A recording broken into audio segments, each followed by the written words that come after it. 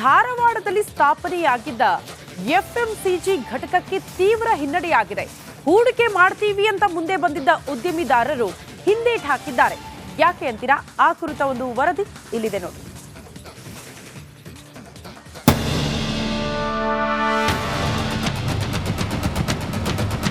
ನಿರುದ್ಯೋಗಿಗಳಿಗೆ ಉದ್ಯೋಗ ಕೊಡಿಸುವ ಆಶಯದೊಂದಿಗೆ ಆರಂಭವಾದ ಧಾರವಾಡದ ಎಫ್ಎಂಸಿಜಿ ಘಟಕ ಹಳ್ಳ ಹಿಡಿಯುವ ಲಕ್ಷಣಗಳು ಗೋಚರವಾಗಿದೆ.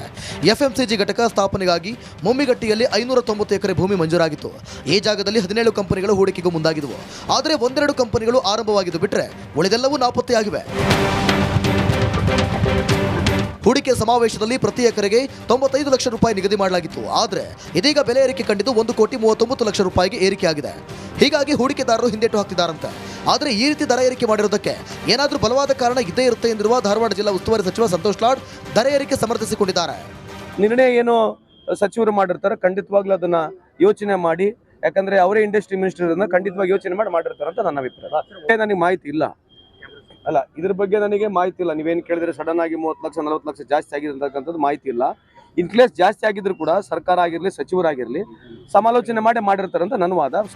ಇನ್ನು ಸರ್ಕಾರದ ಈ ದರ ಏರಿಕೆ ಕ್ರಮವನ್ನು ಕೇಂದ್ರ ಸಚಿವ ಪ್ರಹ್ಲಾದ್ ಜೋಶಿ ಖಂಡಿಸಿದ್ದು, ಹಿಂದಿನ ದರದಲ್ಲಿ ಜಮೀನು ಕೊಡಬೇಕು, ಇದರಲ್ಲಿಯೂ ರಾಜಕೀಯ ಮಾಡಬಾರದು ಎಂದಿದ್ದಾರೆ.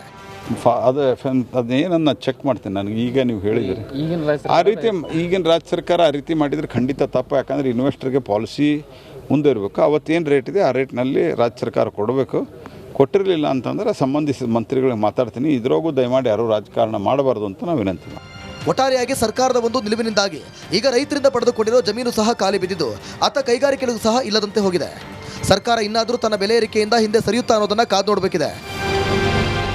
ಡಿ.ವಿ. ಕುಮಾರ್.